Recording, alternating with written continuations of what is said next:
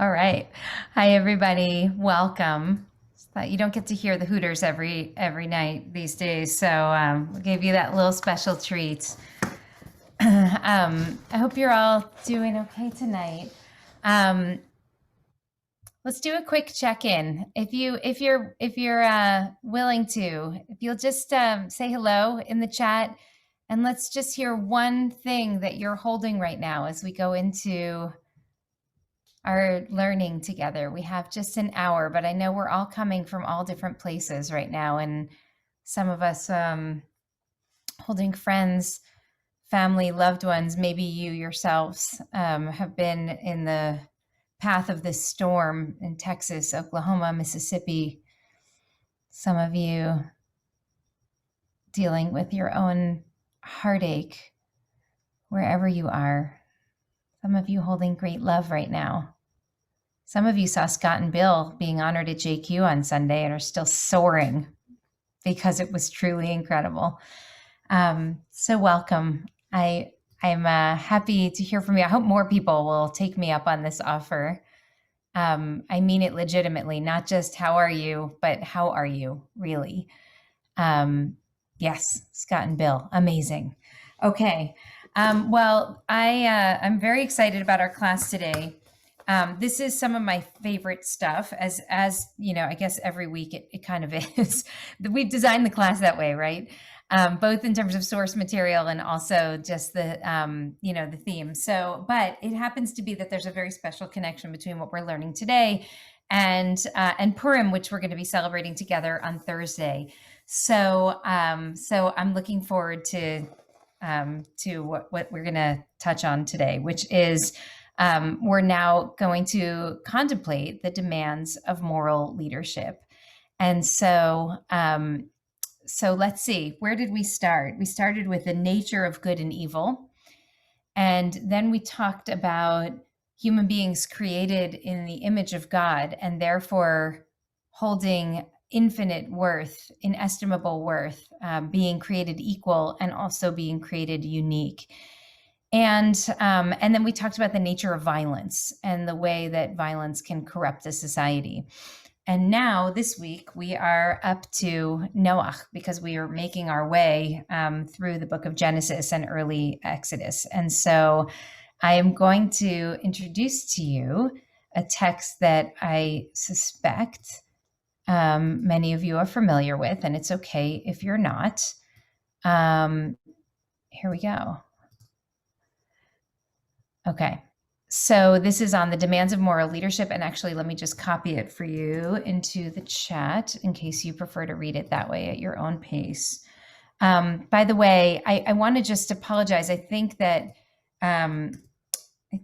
we have a Shiva that's, we have a number of Shivas going on this week. And I think that one of them is actually happening maybe during this time. And so, or there's some overlap with this. So I hope that people weren't torn between what to do. We generally try not to overlap as much as possible. So I'm glad that you're here, those who are here.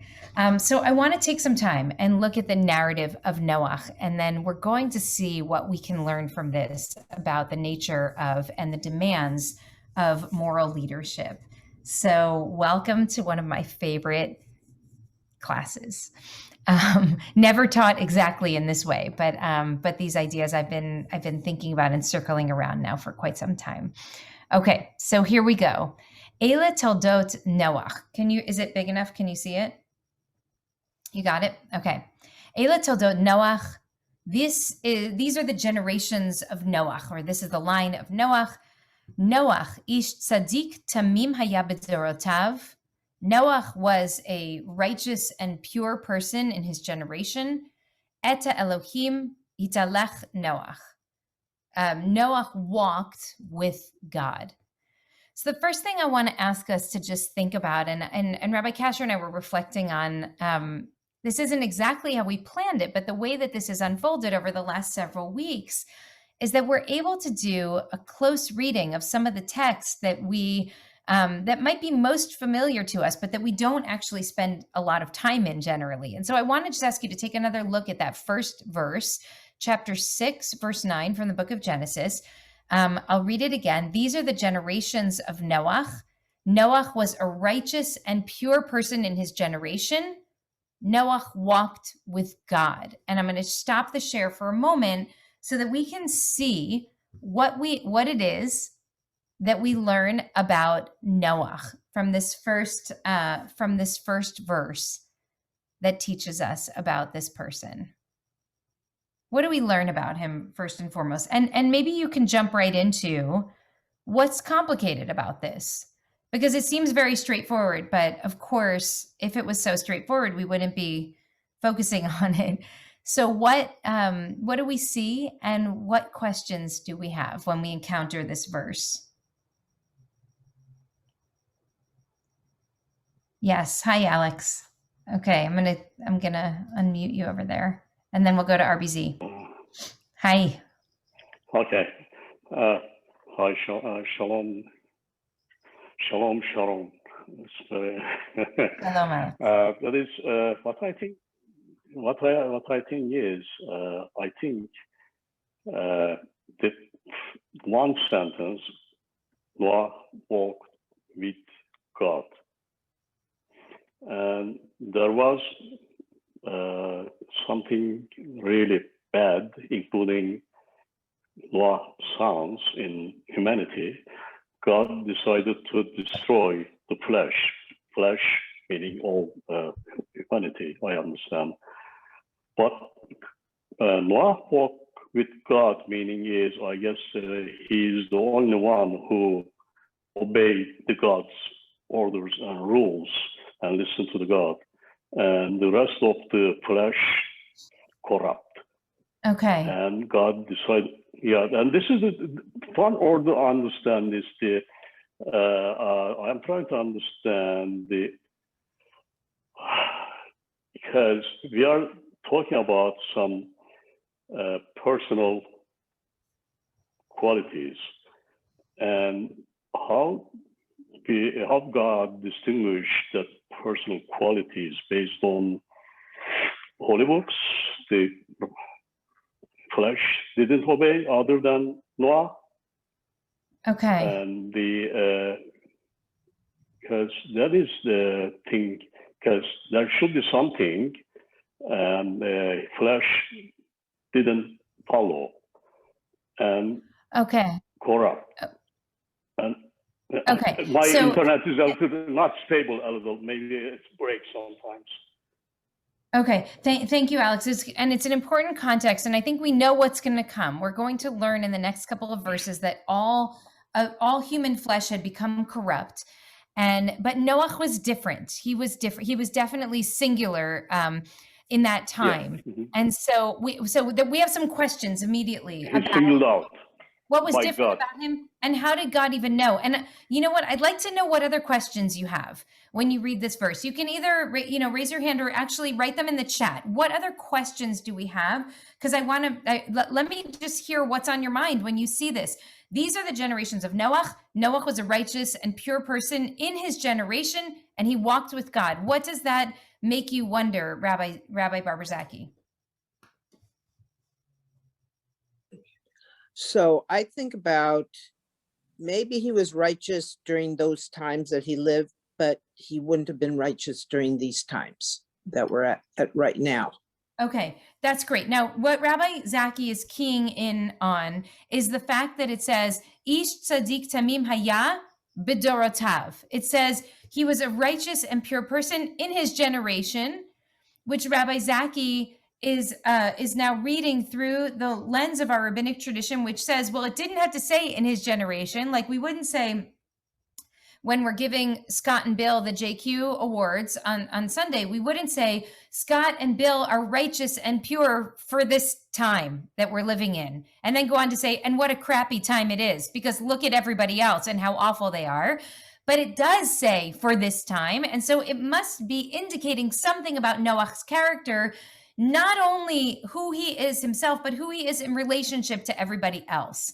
So when we say when the Torah says that he was righteous and he was pure in his generation, that could mean one of a couple things. It could mean that had he existed in a later generation, like in the time of Abraham or Moshe or 2021, maybe he wouldn't be so special. Like, he's not the best, he's fine. It's just that everyone else around him is terrible. There's an alternative way to read that, though. You could say, wow, the fact is he was decent when everyone else around him was indecent. That's even harder, right? When you live in a time where there are lots of good people, then you can form your own community and you can learn together and daven together and do justice together. That's not so great. What's really hard is when you're the only one, right? And when you're the only one in your entire generation, I have to tell you, I'm thinking a lot these days about why aren't there more defections from failed political parties? When you see that a political party has failed, why would you not stand up and say, I'm out? Now, a few people have, but not a lot, right? And then you start to think, well, maybe because every single person that they know and talk to is part of that mindset and part of that party. And what would it mean to go against everyone you love and everyone you respect and to say, I'm different from you because I found a way that is just and right. And I'm following a different path. And that's what Noach did. Noach was surrounded by people who were indecent, and worse than indecent, they were violent and they were corrupt. It was a completely broken society. And as we'll see in the text in a moment, literally everybody was infected by the cruelty of this society. And yet he found a way to stay righteous amidst such horrors. And that really is something. Now, maybe he wasn't so great, but it's pretty impressive that given the way he was raised, given the culture, the society that he lived in, that he was able to be both righteous and pure. Okay, so let's keep going for a moment with the text, and we'll read this. We'll read the rest of this fairly quickly, but note if you have a question or comment as we go through it. We know that Noach had 3 children, Shem, Ham, and Yafet. We know that the earth became corrupt before God. It says, "Vatishachet haaretz lifnei Elohim, v'timaleh haaretz chamas." The earth became filled up with violence and lawlessness, as it's translated here. The earth became filled up. And look at the dramatic language here. It says that God looked out at the land and saw how corrupted it became, because it says, Ki hishchit kol basar et darko al haaretz. This is what Alex was referencing earlier, okay?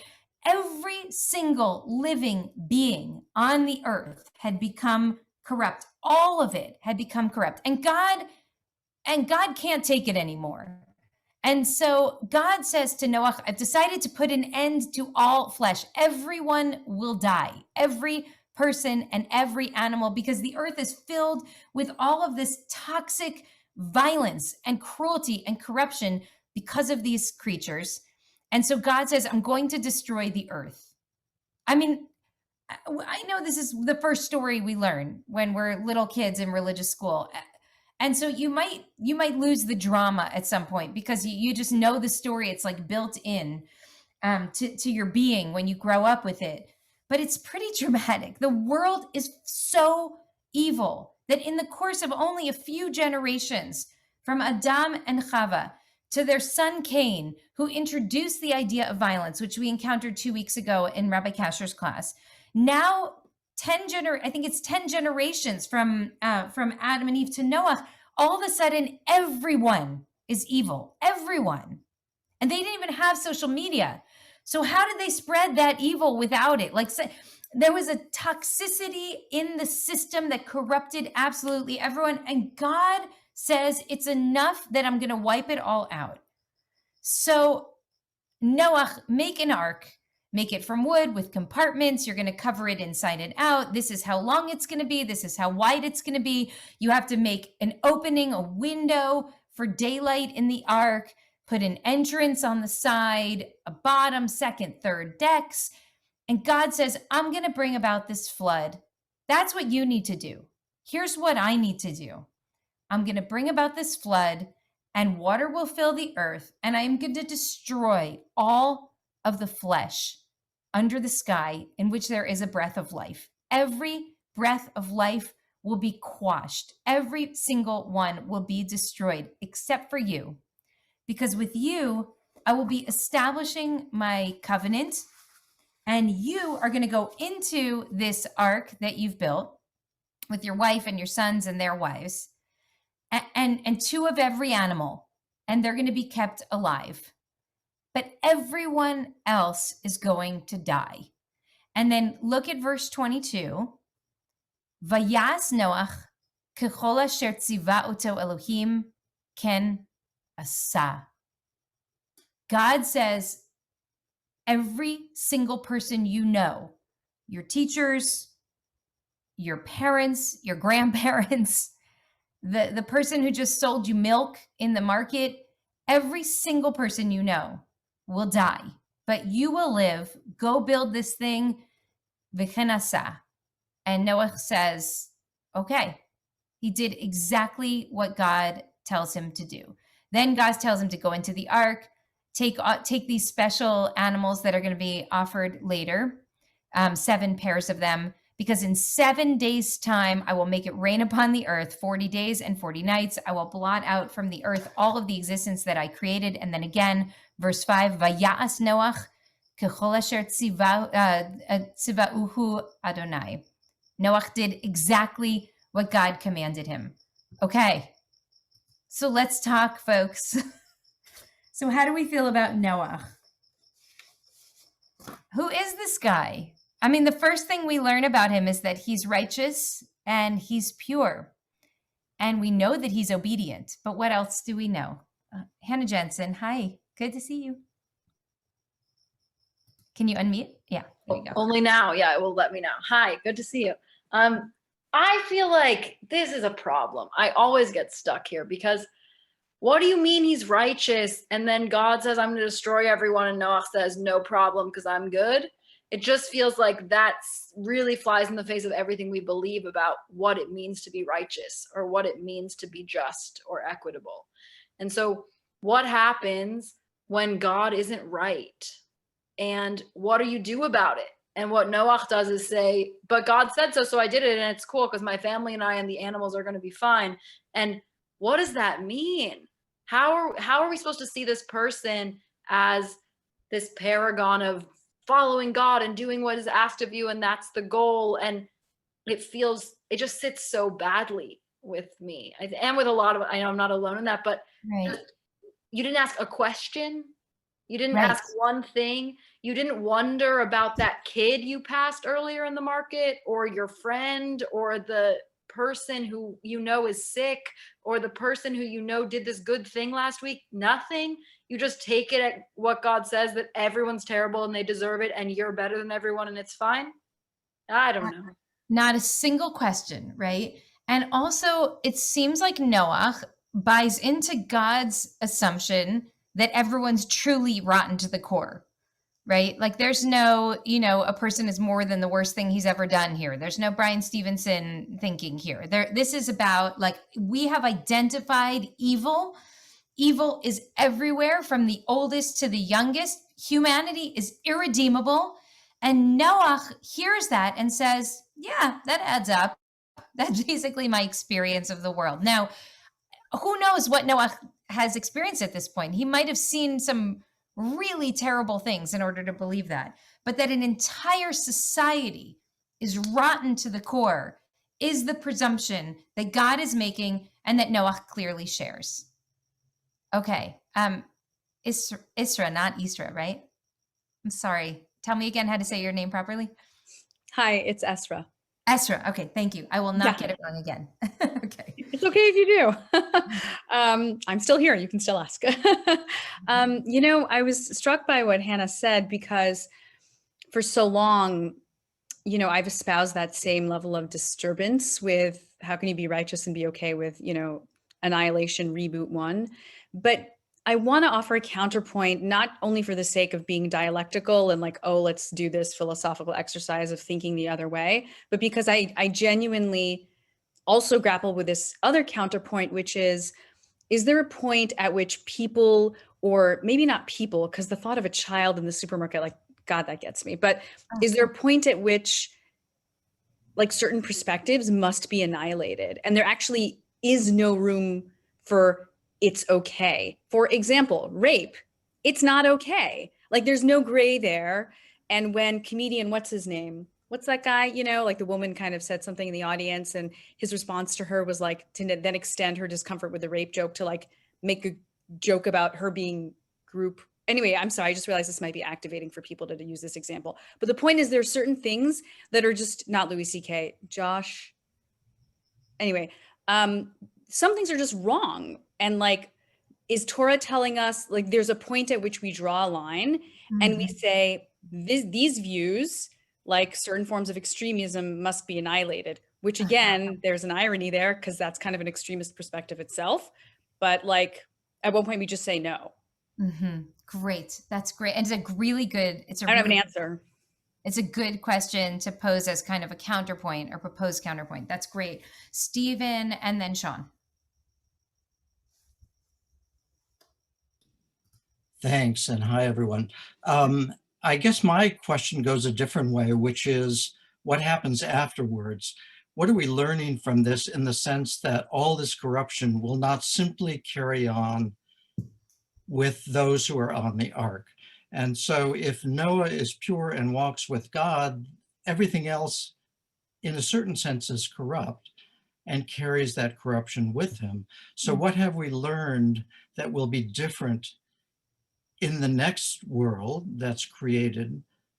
What kind of lessons are coming out of this that will make that a different place than the world that has corrupted itself or which has become corrupted? Because I mean, it's not, I don't like organic examples, but if you're carrying an infection through without any lessons about what will take that away, then you'll just repeat the same kinds of errors that were there before. So how do we learn from this? And in fact, Stephen, I mean, it's a really good point. And in fact, God did not succeed in eradicating evil from the world when the flood came, because those people died, but then new people were born. And it turns out that you can kill people, but you can't destroy an idea like that through the act of violence against those people. So that's a really important question. What was going to be different in the new society that would be built? I'm going to take Sean and then Susan and Matt, if it's okay with you. I want to push forward a little bit, and then we'll hopefully get to hear from all of you over the course of this, because I want to add another layer to this. Sean, hi. Okay, so thanks. So I want to leave aside for a minute the idea that the Torah text goes to great lengths to talk about groups as totally irredeemable, right? The world before Noah, Sodom, the Egyptians, the Amalekites, like the text does a lot of work to tell us that there's nothing irredeemable about these people.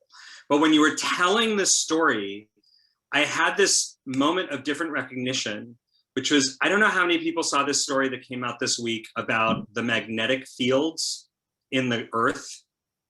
And it turns out that about 42,000 years ago, our poles flipped, right? And so and they could flip again really soon. And when they flipped, there was this weird radiation in the air, and they think that's when the Neanderthals died. But here's what happened. Human beings figured out how to put on sunscreen with red ochre, but they also sheltered in caves, and that's where the cave art came from. And so I had this moment of, wait a second, is there a metaphor here that the ark is a metaphor for the caves, and there actually was an extinction event of living beings who were very different from human beings, and that was the Neanderthals, and that's when they died out. The parallels are striking, particularly this sort of, and it's challenging, and not because we could have an extinction event that is caused by humans, right? You're talking about climate change. One of the things that they say in these articles, and you can Google them if you just Google Neanderthals and magnetic fields, is that the levels of carbon in the atmosphere right now will make the next magnetic field flip extraordinarily dangerous for human beings. And will we have brought it upon ourselves? Will we as a species have been totally irredeemable when that story is written by whatever survives us in 10,000 years? I don't know. Wow. Thank you, Sean. Thank you for that. I mean, what if this story is simply offering before us a paradigm of an extinction event that is caused by human behavior? That is possible, that we have the power to destroy ourselves. So beware. What if that's the moral of this story? Rabbi Kasher, were you about to say something? No. No. Okay.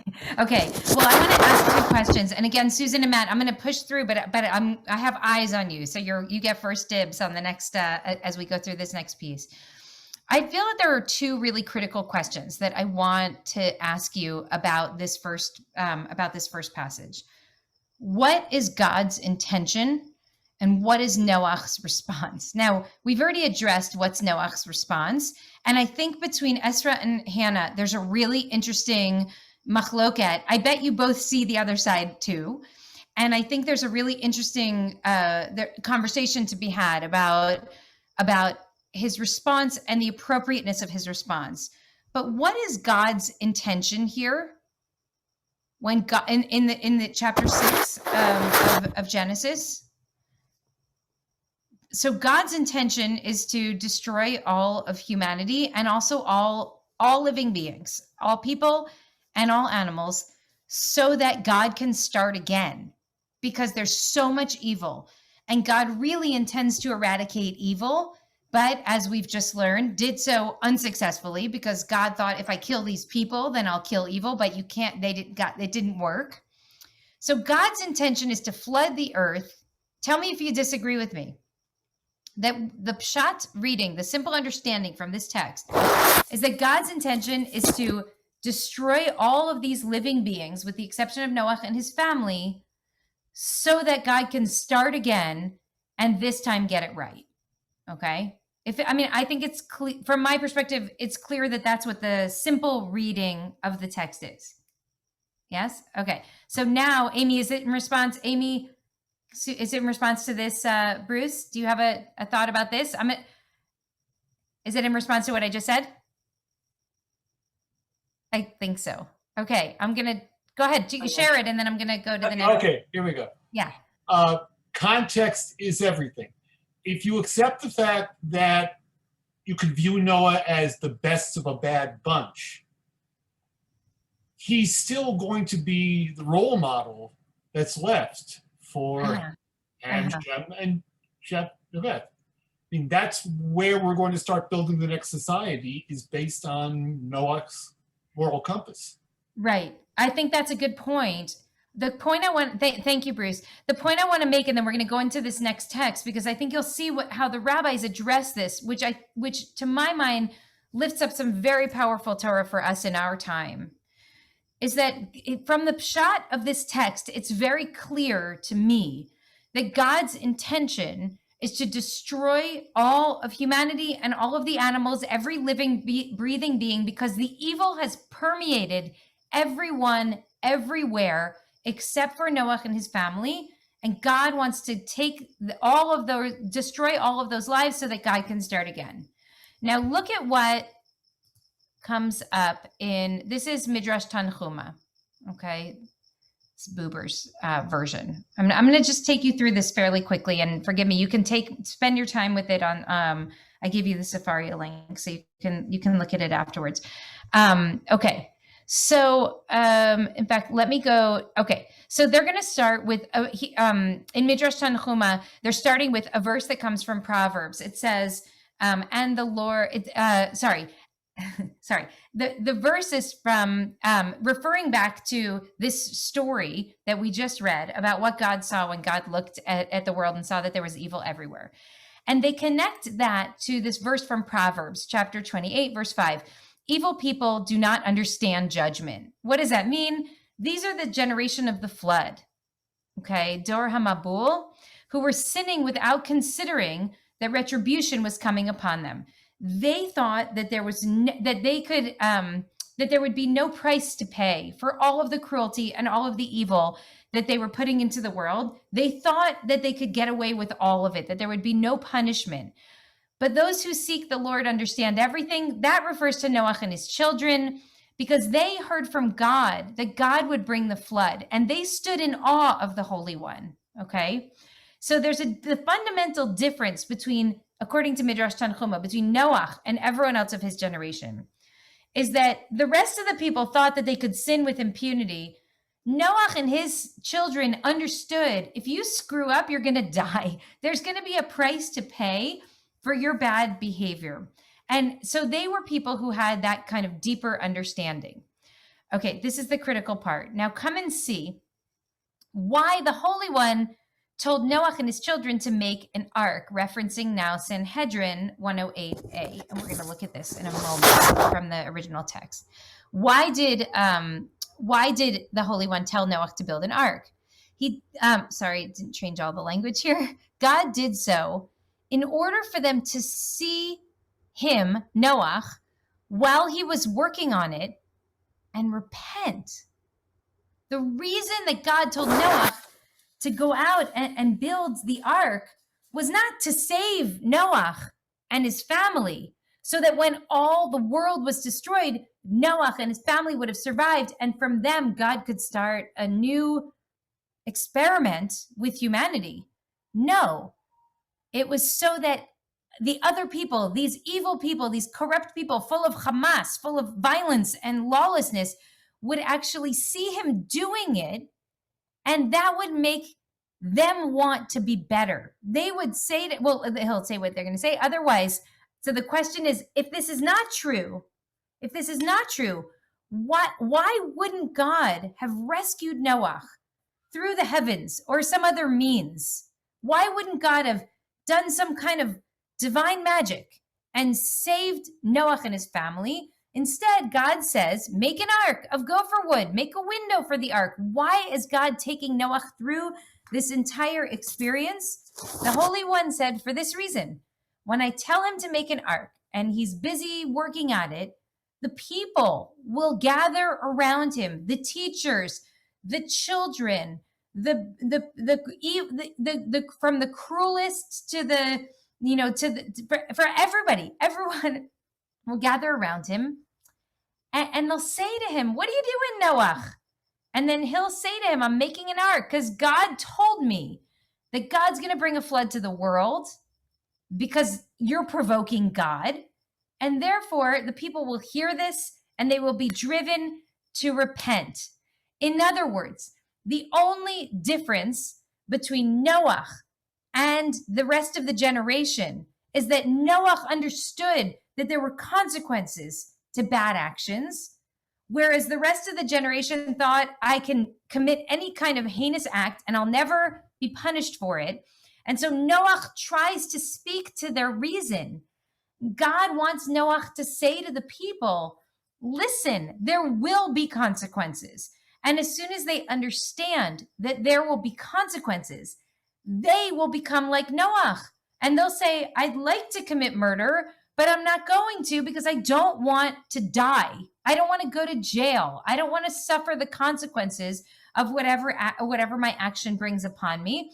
And then therefore they will go through this process of tshuva. I'm pausing this screen share for a second so I can see your faces. Do you understand what the Midrash Tanhuma is putting forward?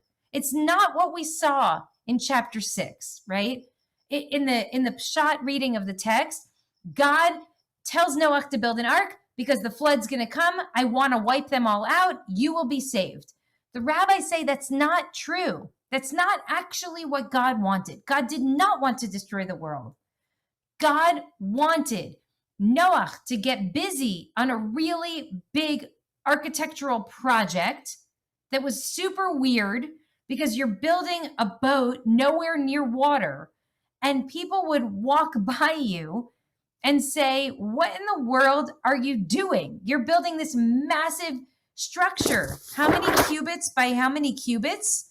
Why are you building a boat when there's no water nearby? Why are you building such an enormous boat? None of this makes sense. And then Noach will say, listen, when you behave badly, there are consequences. I know that. That's why I behave well. If you learn that, then you'll be saved. If you don't, then you're going to die. It's okay. Thank you.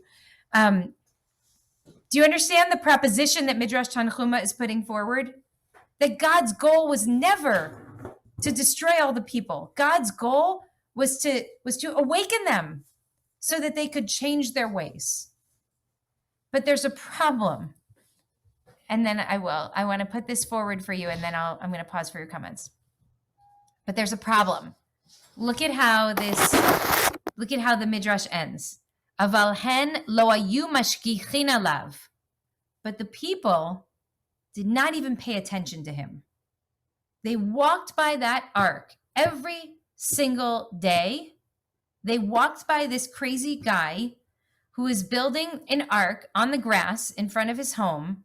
And the rabbis say that he was building for 120 years, right? This is a massive building project, and nobody ever stopped to ask, what are you doing?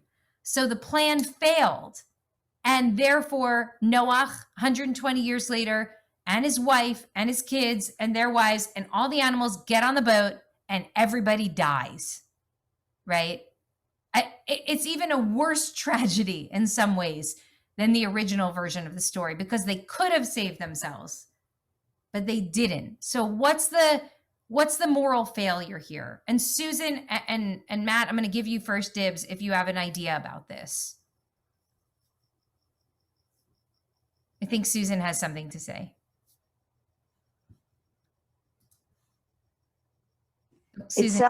It sounds like the people were actually at fault because they chose not to repent and to ignore it, even though they were given an opportunity to repent. But Hashem tried to give them the utmost opportunity to do right and avoid the destruction. And the destruction was his last-ditch solution if the people didn't come around to it. So this shows an even greater level of failure on the part of Dora Mabul, the generation of the flood. Right. Because they actually were given a chance. They had the opportunity and they chose not to take the chance that they were offered. And how tragic, right? Why were they too busy to see why couldn't they see what he was doing? How could you walk by someone who's behaving in this erratic way day after day, year after year, and not do anything about it? What's going on for these people that they can't even see this extraordinary messaging that's happening right in front of their eyes? Why don't they get it? That's how deeply entrenched they were in their evil. I would say either a total lack of empathy, or they just thought this was a crazy guy and ignored him, like you might ignore a soothsayer, or the crazy woman in Greek tragedy, or crazy person, I guess I should say, in Greek tragedy, who was calling doom and gloom. But either that, or they just felt they had no belief in Hashem and therefore didn't think anything would actually happen. Yeah, and by the way, Noach won't be the last person to be ignored, the last prophet to be ignored, right? I mean, right. This is, most prophets failed. Nearly all of them failed because the people just could not hear them. They couldn't listen to the message that was coming to them. And so they totally miss what he's offering them, and they miss the opportunity. And that's sort of the double tragedy here, that they had a chance to change, but they didn't. So Susan feels the failure here is on the people. It's like a double failure. One, because they fell into the trap of evil, and two, because they were given the opportunity to repent and they didn't even get it because maybe they were too busy. Maybe they were too invested in their evil. Maybe because they just didn't trust Noach, but either way, they failed. So I'm going to go to Matt and then Gabriel Edwards, and then we're going to go back to the text, and Tara, I'll come to you after. Matt.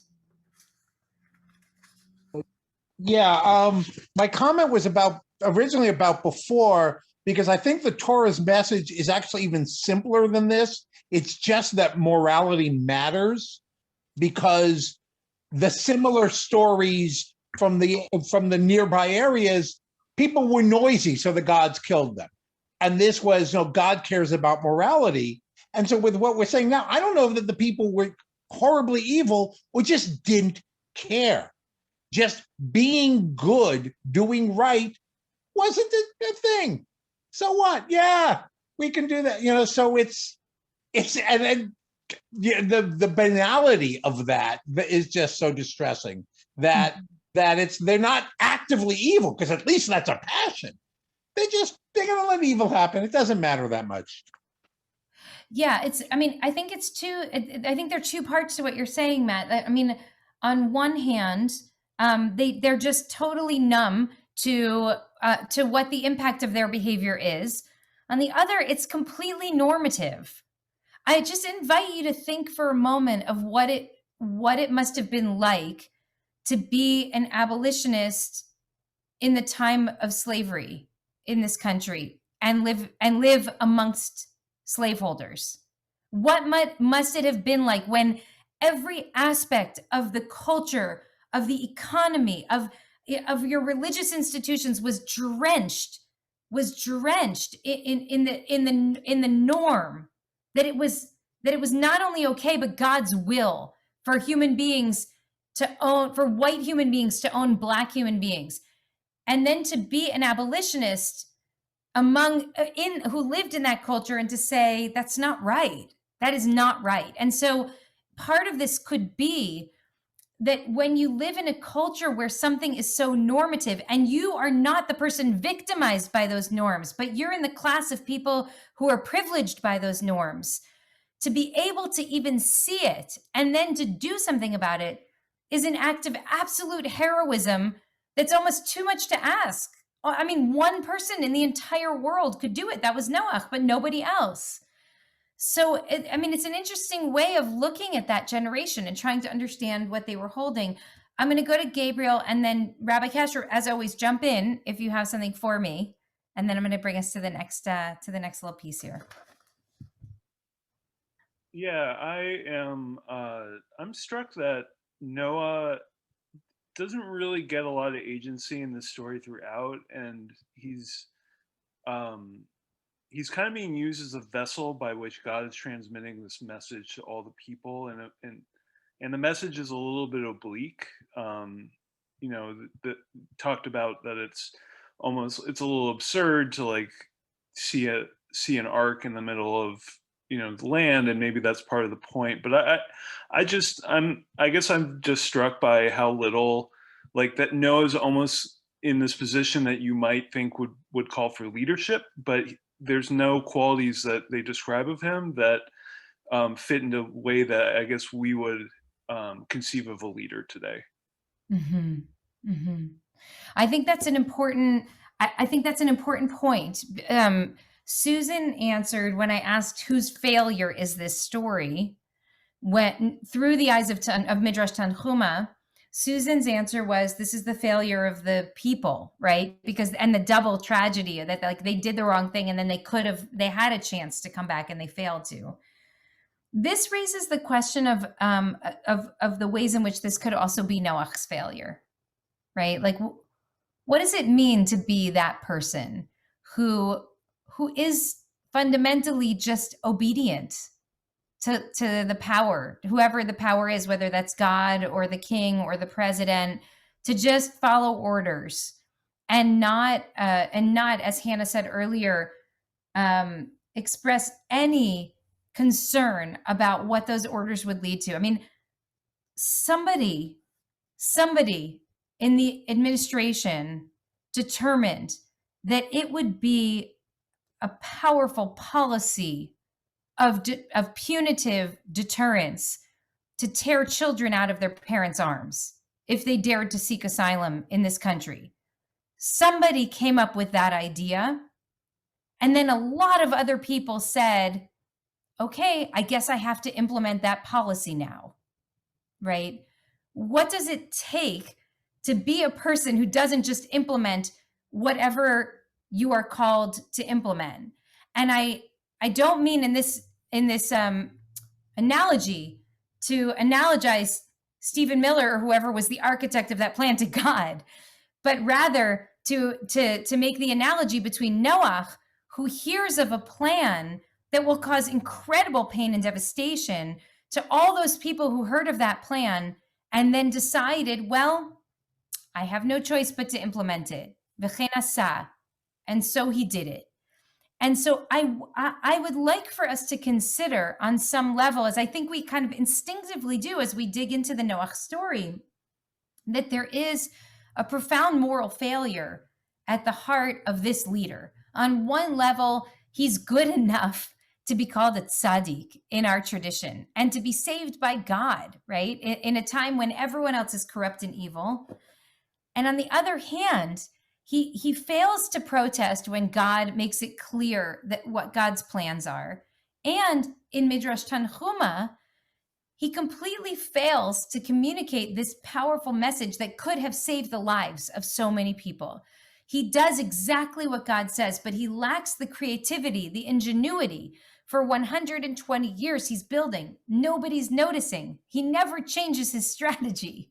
He doesn't say, well, I guess that just putting together this massive ark on my lawn isn't working, so maybe I'll try. No, he just keeps doing exactly what he's told.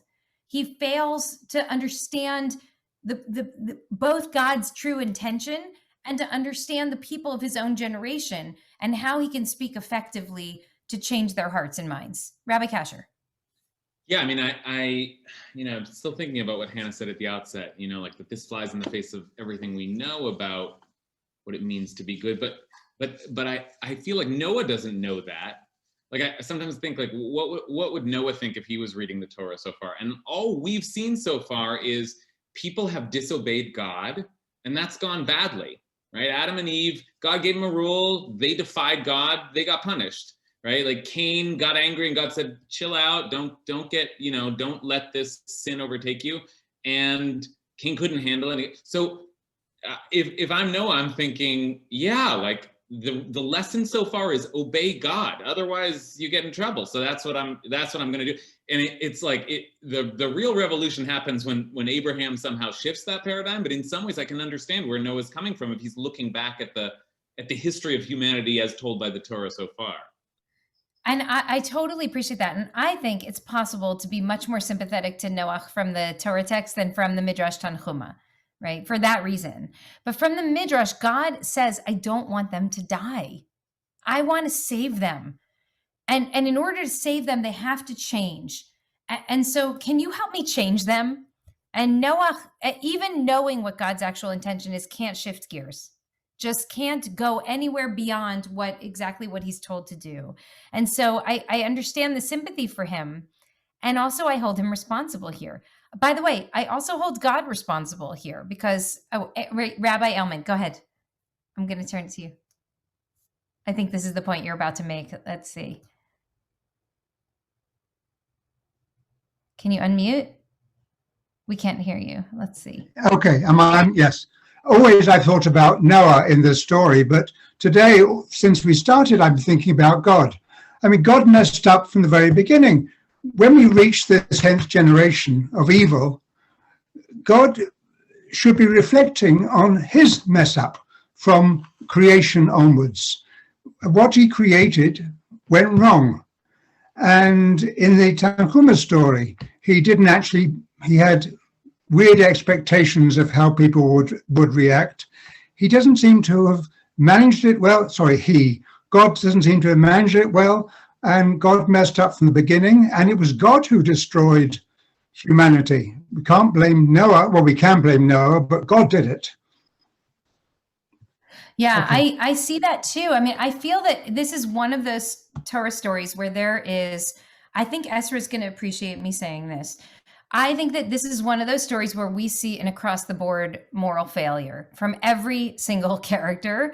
I'm referring back to a comment you made 3 weeks ago, from God, from Noach, and from the people, right?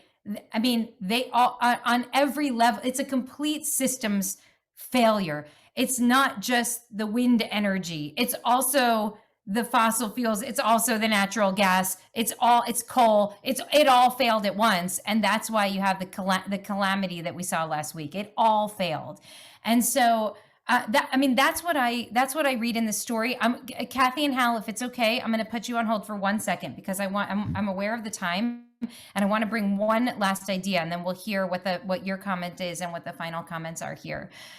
So let's go back for a moment to our text. And I'm just going to briefly share with you that in Sanhedrin, which was referenced above, where the rabbis, this is in the Talmud, where the rabbis actually break down this story even further. They argue that Noah, the righteous, would rebuke the people of his generation, but he said to them statements that are as harsh as torches. And they treated him with contempt in response. So if we're thinking about, add that to the list of Noah's failures. It's not that he didn't try, according to this rabbinic tradition. He tried, but he tried in a harsh and cruel way. And believe it or not, people don't respond to harshness and cruelty. And so he failed. It didn't work. Okay. So here's where I just want to take the leap for a moment and bring us to Purim, which is on Thursday night. And you all must come and join us because it's going to be a really great evening. But this is at the end of Megillat Esther. And I want to just take a moment to draw a contrast between Noach and Mordechai, two leaders who are put in a position in which they are a really, by the way, a really extreme danger, and they live in a time where there's profound evil around them, and they react very differently to one another. And so I just want to bring this to you. And some of you I brought this to Ikar before this. I love the ninth this piece of the ninth parak because there's something so brilliant going on here. So it's the end of our whole long journey. If you don't remember the beginning of the story, you got to come on time on Thursday evening. We're going to start at 7 p.m. with the Megillah reading, and you'll remember it. You'll get a good refresher on the story from Megillat Esther. But basically, Haman, the evil one, has declared that all the Jews must die because he's been insulted by Mordechai the Jew, and there is this decree for their death. And they, just by a very thin hair, they are able to miraculously escape from the fate that was coming to them, and they're able to defend themselves and then some. And the Jews of Shushan survive this attempted genocide, and they celebrate. And so here's what happens. That happened on the 13th day of the month of Adar. They rested on the 14th day, and they made it a day of feasting and merrymaking. And then it says the Jews in Shushan, it was both the 13th and the 14th, so they rested on the 15th. So that was the day of feasting and merrymaking for them. And then I'm going to skip down for 1 second to the end of verse 19. So we observe the 14th day of the month of Adar. We make it a day of merrymaking and feasting. So it's a time of celebration and eating. We've now learned this for the third time. And as a holiday and an occasion for sending gifts to each other. Okay, so that is the end of verse 19. So it says, Simcha u'mishta, it's a time of joy and a time of drinking, and v'yom tov, and it's like a celebration. U'mishloach manot ish l're'ehu. This, I hope you all got yours already. If you haven't yet, you will in the next couple of days. These beautiful packages that we send to each other. Why? Because we all almost just died and we took some bad hits, but we made it. We are alive. We send gifts of love to each other, right? Just sweet gifts of delicious, tasty, creative things to each other. Okay. Now, if you come on Thursday night, when you come on Thursday night, you will learn that that there are several mitzvot that are associated with the holiday of Purim. We just heard about what will end up being 2 of the 4, the feasting part and the mishloach manot part. So how do we get to the other 4? Mordechai then records to the other 2. Mordechai then records all of these events, verse 20. And he sends dispatches to all the Jews throughout all of the provinces of King Achashverosh, far and near. And he charges them to observe the 14th and the 15th days of Adar every year, the same days on which the Jews were enjoying relief from their enemies, the same month that had been transformed for them from grief to mourning, from grief and mourning to festive joy. They were to observe them as days of feasting and merrymaking, and as an occasion for sending gifts to one another and presents to the poor.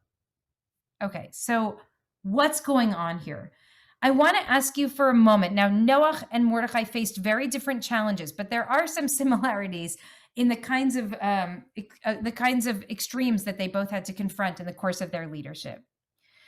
Mordechai does a couple of extraordinary things here. First of all, the people survive the genocide, and they instinctively feast and send mishloach manot.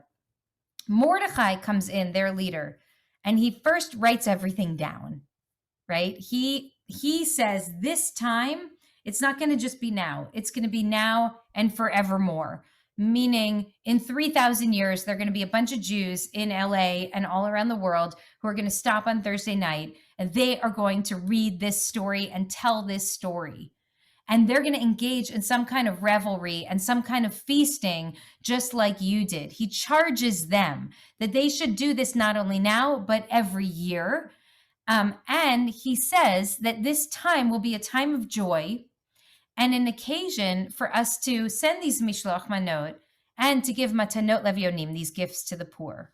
Now that is a very powerful sleight of hand that you might have noticed, because what he did was he said to the people, I see you. I see what your natural human reaction is. I'm going to meet you where you are, and I'm going to raise you a little bit higher. And he takes them from being a people who react to surviving genocide by getting drunk and having a party and sending sweets to each other, to a people who react to surviving a genocide by getting drunk, having a party, eating together, and telling the story and engaging in matanot levionim, giving gifts to the poor, saying this moment is not just about your joy, and it's not just about sharing love. It's also about doing whatever is in your power to make the world a little bit more just, because the world is crazy and outrageous and impossible to live in sometimes. And I want to lift up this model, because it's a really different model from the failed leadership model of Noach. Noach was good. He was decent. He was pure. He was righteous, but he never figured out how to find his way to his people. And according to at least one tradition, Midrash Tanhuma, he was really told very clearly that God did not want them to die, that God wanted him to be able to connect with them and help them transform, but he didn't know how to find them. And so I think that part of the message that I want to leave you with here is there's a boldness in the leadership that we see from Mordechai, where he's able to get into the mindset of the people that he's trying to transform and to lift them to a different place than they would be able to go if he rebuked them with harshness, or if he simply followed the orders that he was given. He somehow is able to rise above whatever the instinct of the generation was and bring the people with him. And now, thousands of years later, we all will give matanot levionim. We're not just giving mishloach manot and having a party. We will also give matanot levionim. I encourage you to do it yourselves, everyone. Our rabbis say on Purim, you're not supposed to be at all careful about how much you give away. Normally, we think things like, well, will he use this money for drugs? Is there a more effective way to give? I already gave to this person who's more in need. On Purim, you give to everyone who asks, everyone. We're undiscerning on Purim, right? Because this is the moment where we just say, like, the world's crazy. Whatever I can do, I'm going to do. Mordechai invented that. And we're going to do it thousands of years later because we were pushed to think differently, because we were pushed to add to whatever our own instinct was a totally different side of this story. And it worked. So I want to ask Kathy and Hal, I know our time is up. But if people are able to stay for a few more minutes, I certainly can. But I want to give the first shot at this to Hal and Kathy, who I cannot see, but I see that your hand is still up. So if you want to make a comment, you're welcome to. And then Rabbi Kasher, I'm going to turn it to you to hear what your reaction is, if you have one. I think you do. And then we'll close. So Kathy and Hal, are you still with us? Okay. They may not be able to. They may not be here anymore. I mean, you're still here. Oh, Yeah, no, there you go. Got it. It was hard to unmute for some reason. But anyway, actually, my comment sort of fits in here. You know, I was feeling like I love the discussion of, you know, sort of the immorality of the people and Noah having, you know, this righteousness and all of that. But I was really struck that morality in Noah, even in the best of cases, is a morality that's really tied to reward and punishment. In other words, you don't do something because you know you'll be punished, and you do something, well, I guess, because you'll be rewarded. And so that's a very limited sort of morality, but it really, now, the people couldn't even get that far. They couldn't even say, oh, we're going to be punished, we shouldn't do that. I mean, they couldn't even get that far. But even Noah, you know, it's all about reward and punishment. And so, you know, I think maybe this is a way, making the parallel to Mordecai, to look at a different level of morality, where it's not about reward and punishment. It's just about what's the right thing to do, and to discern at that level. Because anyway, that was so I think that's a really important point, that it's at some point helping people become good is not just about threatening them with what will happen if they behave badly, but actually about creating opportunities for them to imagine themselves being better, which is exactly what Mordecai did with us. Rabbi Kasher, do you want to make a well, yeah, I mean, I feel like you've really challenged us tonight. Like, I feel like you've really left us with a real dilemma here, because I think you're right that on the one hand, you know, plain face of the text of the Torah is that Noah's a righteous person. Like, it just says it. God calls it. Nobody else, I think, in the whole Torah is called a righteous person, and Noah was.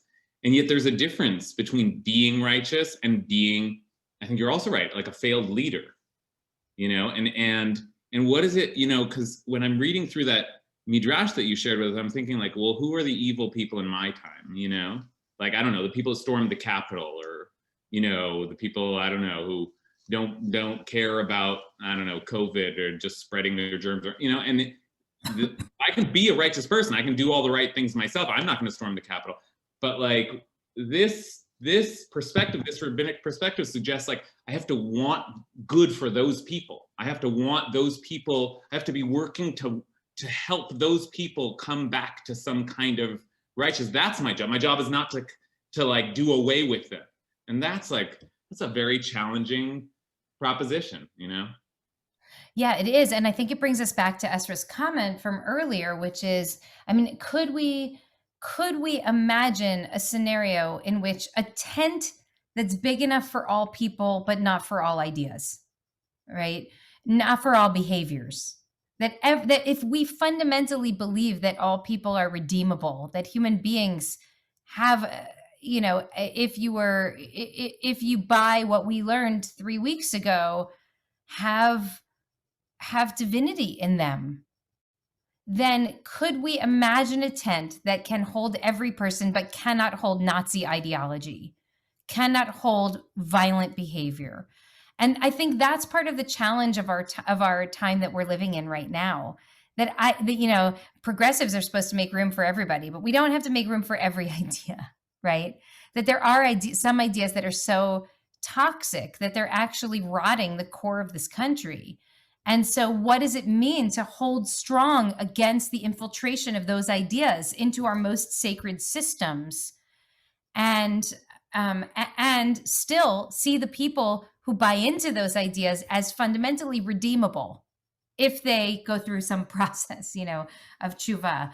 I know we have to close. Tara, you had your hand up earlier and I didn't get to you. Is it still a relevant comment? Do you want a shot at saying something before I close right now? Okay, don't need to. I love your bookshelf, by the way. We had a big machloket in my household. David wanted to organize the books by color. I wanted to organize them alphabetically, fiction, nonfiction, and then sacred text, but I won. So it doesn't look as good as yours does. I know the artists always do it that way. It's just so beautiful. So, I want to first of all thank Jody Utah for sponsoring our session tonight. And Jody, I feel like you're going to make art from Jody makes art from, just being in the world and walking with an open heart through the world. And Jody's art has inspired all of us. You might not have necessarily even known it, but you walk into Ikar at the holidays and you'll see Jody's art everywhere. And I feel like there are seeds being planted right now in your heart that will turn out in something beautiful for the world. So thank you for your generosity. And I invite any of you who are able to sponsor a session. We'd be thrilled. We'd love to have you with us. Number two, I want to make just a very quick plug for Purim. So it is, what we're doing is at 5:45, we're gathering for, there's a magic show. This is for the little ones. You're all welcome to join. But for families and young kids at 5:45, at 7 o'clock sharp, we are going to be starting with our Megillah and Spiel. We have this most brilliant team of funny people who have been working so hard over the last couple of months to put together little funny sketches that are going to be interspersed in between every chapter. Just come, just be with us on the Zoom. Get dressed up if you can. If you have a great idea for me, I don't have a costume yet. I've been focused on Spiel, but we really need a laugh right now, and we're going to be raising funds throughout the night for relief efforts in the communities that were hardest hit by the storm last week. So I think it's free to join, but we're going to try to raise as much money as we can over the course of the night, so that we can really do some good. And that will also be a form of matanot levionim, giving to those who are in greatest need, which is really at the heart of this story. So I hope you'll join us.